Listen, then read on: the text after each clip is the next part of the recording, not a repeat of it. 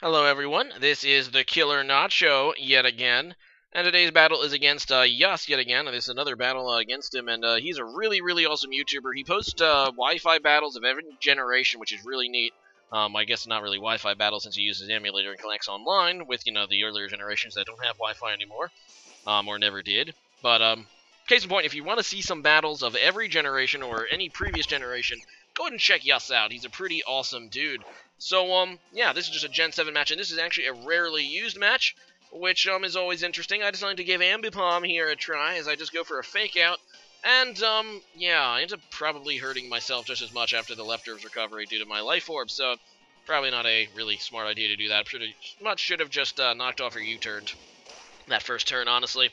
Either way, I'm going to go ahead and U-turn now, and, because I don't want to take even more damage, although, once again, I probably did more damage to me.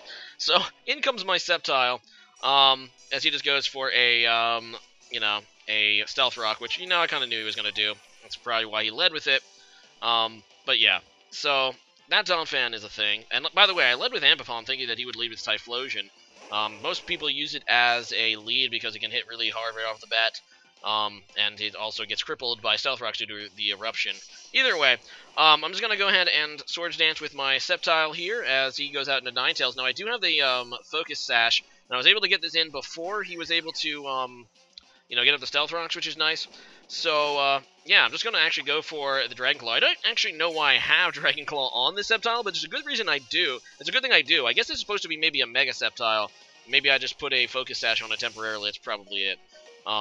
But yeah, he's going to obviously eat his berry and get his ability, which is Unburden. And yeah, then he's going to be able to get off the Acrobatics, which will do a ton of damage. It'll hit me down with my Sash, but I am able to actually kill it, which is nice. So he's going to go into Explosivo now, his Typhlosion. And I can't switch in anymore due to his Stealth Rock, so I'm just going to go ahead and take the Quick Attack. Obviously, this thing's going to be Scarfed like most Typhlosions, so I choose just to see the damage, which is actually a good thing for me because I do want to nerf the damage on that Eruption.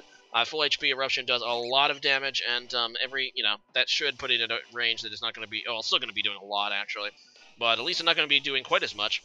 So out goes Typhlosion again, going back into Donphan as I just go for a fake out, and yeah, we've been down this road before. Really doesn't do much to Donphan, although I do kind of want to wither the Donphan down, so at least that's okay. Anyway, I decided just to switch out this time because U-turn really isn't worth it. And I just go out into my Politoed as he actually decides to go for the Ice Shard to get extra damage on my Ambipom. So that ends up being pretty good for me because obviously Ice Shard is not going to do much to Politoed because Politoed is super cute. And obviously that's going to protect it from all kind of Ice Shard attacks. So, yeah, that's all I have to say.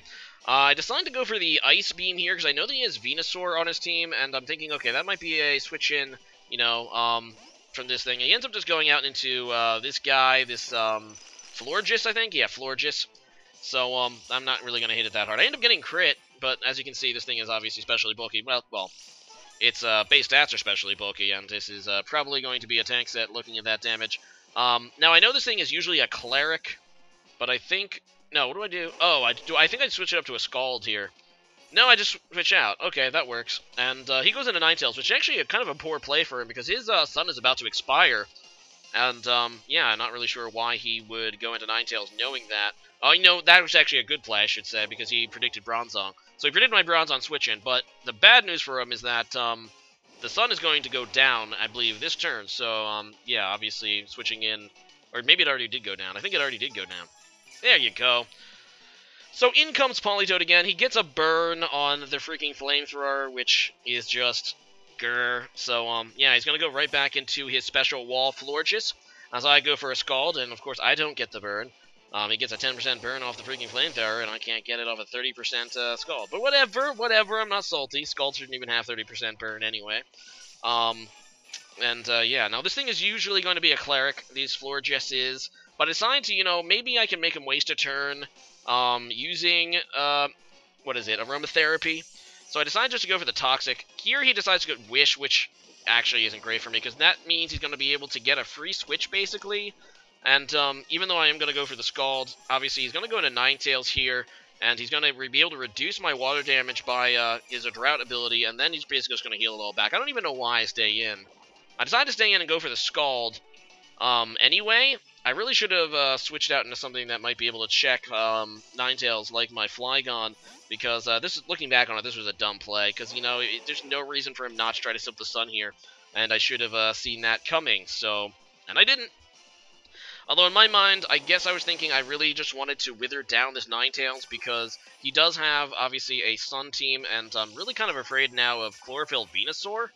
So, yeah, I just, in my mind, wanted to get this Ninetales withered down to a point that I can potentially kill it, perhaps, and not have to worry about him setting up the sun again, so that is my thinking, anyway. So he's going to go ahead and Flamethrower again. It's going to be doing decent damage in the sun. He was obviously predicting a switch, because obviously this Ninetales is going to be carrying Solar Beam. I decided to stay in, though. Ends up being a decent play. My Politoed is especially bulky, so I'm kind of confident I can take maybe one Solar Beam, at least at that point. At this point, he can probably kill me, but I decided to go for more damage anyway, and he is going to go for the Solar Beam this turn, which probably will kill my, well, it does kill my Politoed, so rip, cute little frog thing. You tried, bud.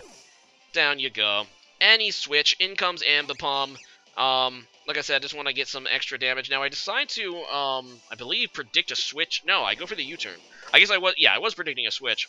I guess probably Knockoff would have been a better move to go for on a switch anyway, but I just go for the U-turn.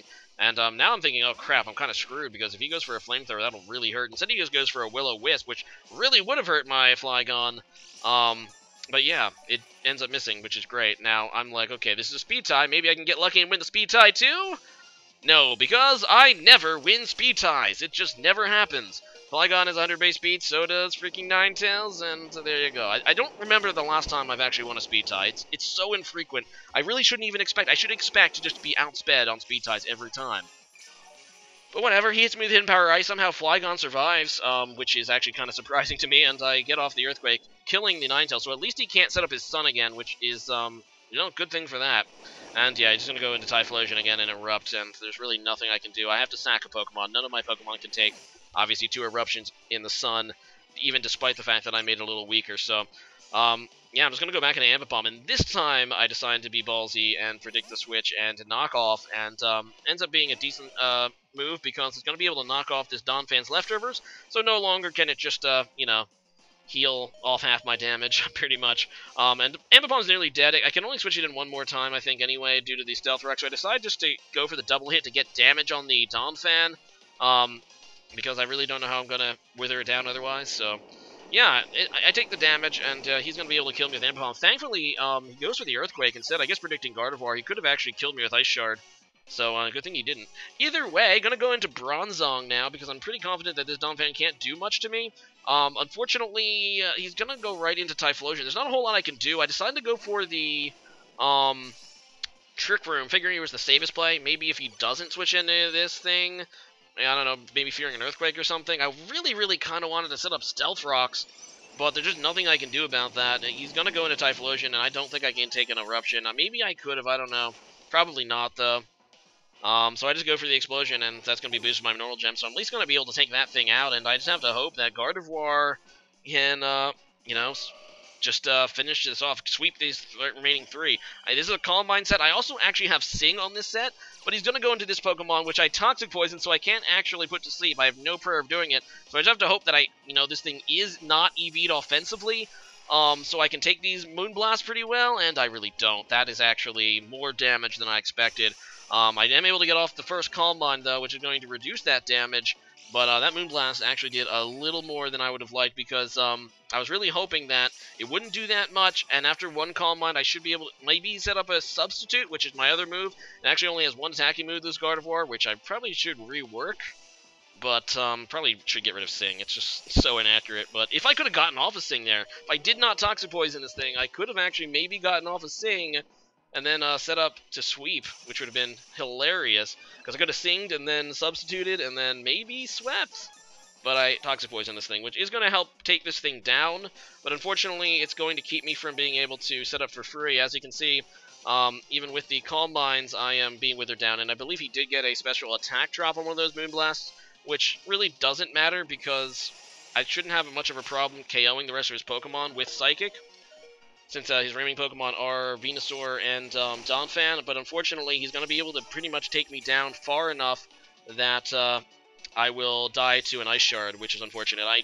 The However, the, the Trick Room does wear off this turn, so I knew that I could probably stall out until then, until I wanted to sweep it, but unfortunately, like I said, he did too much damage to Gardevoir with this. I needed this thing to not be offensively EV'd, to really have a shot, because I needed to stay healthy enough to survive a Donphan Ice Shard, and I just wasn't able to do that, because in comes Donphan, and Ice Shard is going to be able to take me out. It was so close, though. So close. Gardevoir could have pulled it off, but I guess if I didn't Toxic Poison, I would have had a chance with Sing, man. Sing strats. I know it's kind of lolsy and you know, probably luck-based move there, but it could have worked. Oh well. So today's question of the day is, what is your least favorite hold item in Pokemon? And to quantify as a hold item, it needs to actually have some kind of held effect. It can be something that you think is too strong, or something you just don't like. Pretty much, but I'm not saying don't say Master Ball just because it can technically be an hold item. It has to be an item that actually has a point to be held. As for me, probably I'd have to, my least favorite, as in one that I kind of wish didn't exist. I guess it would probably be Quick Claw, even though it's not really used offensively. It can be really annoying. Or that, or Bright Powder, just because it can sway a match just by luck. So leave a comment about that, and see you guys again next time. Bye.